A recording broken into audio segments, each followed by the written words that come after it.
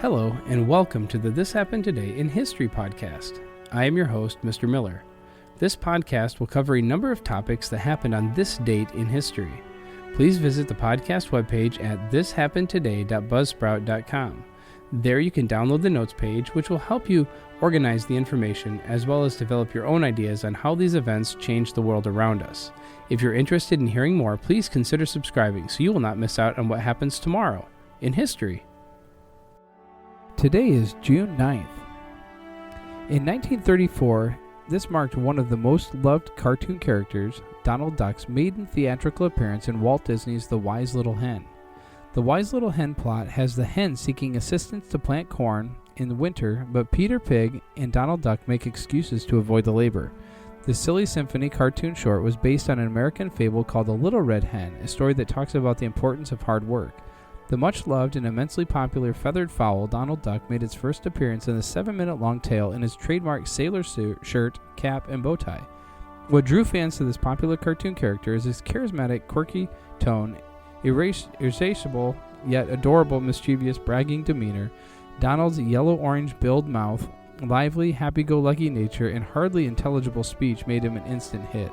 Since then, Donald Duck has been known to have featured in several 150 theatrical films, more than any other Disney character. Also, he is the most published comic book character in the world, other than the superhero genre.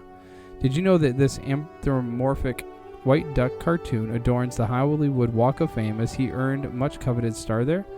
There are many such lesser-known trivia about Donald Duck. As 2021 marks Donald's 87th anniversary, let's find out some interesting facts related to the legendary cartoon.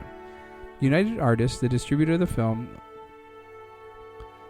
decided June 9th as the release date, but it was first shown a month before that on May 3rd for a benefit program in the Cathay Circle Theater in Los Angeles. Then on June 7th, Radio City Music Hall, it made its debut. The Wise Little Hen was directed by Wilfred Jackson, who is an animator himself and has directed many Silly Symphony shorts and won Academy Awards. The Wise Little Hen marked Donald's only color appearance until the release of the band concert in 1935. Clarence Ducky Nash, who lent his iconic voice to Donald for 50 years, wanted to be a doctor but said that he became the biggest quack in the world instead. Owing to his immense popularity, Donald Duck featured among the 50 great cartoon characters of all time in TV Guide's list in 2002.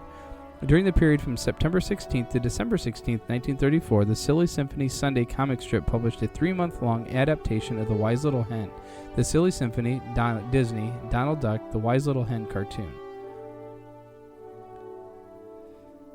And with a spectacular victory at the Belmont Stakes, Secretariat became the first horse since Citation in 1948 to win the America's coveted Triple Crown, the Kentucky Derby, the Preakness, and the Belmont Stakes. One of the finest performances in racing history, Secretariat, ridden by Ron Turcotte, completed the 1.5-mile race in 2 minutes and 24 seconds, a dirt track record for that distance.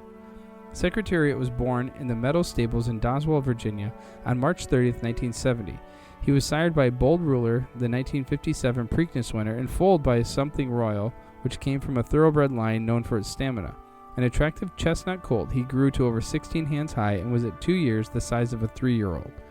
He ran his first race as a 2-year-old on July 4th, 1972, a 5.5 furlong race at Aqueduct in New York City. He came in behind to finish 4th. It was the only time in his career that he finished a race and did not place. 11 days later, he won a 6-furlong race at Saratoga in Saratoga Springs, New York, and soon after, another race. His trainer, Lucien Lauren, moved him up to class in August, entering him in the Sanford Stakes at Saratoga, which he won by 3 lengths. By the end of 1972, he had won 7 of 9 races. With easy victories in his first 2 starts in 1973, Secretariat seemed on his way to win the Triple Crown. Just 2 weeks before the Kentucky Derby, however, he stumbled at the Wood Memorial Stakes at Aqueduct, coming in 3rd behind Angle Light and Sham. On May 5th, he met Sham and Angle Light again at the Churchill Downs track in Louisville for the Kentucky Derby.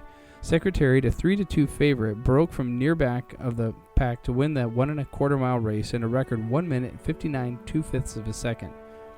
He was the first to run the Derby in less than 2 minutes, and his record still stands. 2 weeks later at Pimlico Race Course in Baltimore, Maryland, Secretariat won the second event of the Triple Crown, the Preakness Stakes. The official clock malfunctioned, but the hand-recorded timers had him running the 1 3/16 mile race in record time. On June 9th of 1973, almost 100,000 people came to Belmont near New York City to see if Big Red would become the first horse in 25 years to win the Triple Crown. Secretariat gave the finest performance of his career at the Belmont Stakes, completing the 1.5 mile race in a record 2 minutes, 24 seconds, knocking nearly 3 seconds off the track record set by Gallant Man in 1957. He also won by a record 31 lengths. Ron Turcotte, who jockeyed Secretariat in all but 3 of his races, claimed that at Belmont he lost control of Secretariat and the horse sprinted into history on his own accord. Secretariat would race 6 more times, winning 4 and finishing second twice. In November 1973, the horse of the century was retired and put to stud at Claiborne Farms in Paris, Kentucky.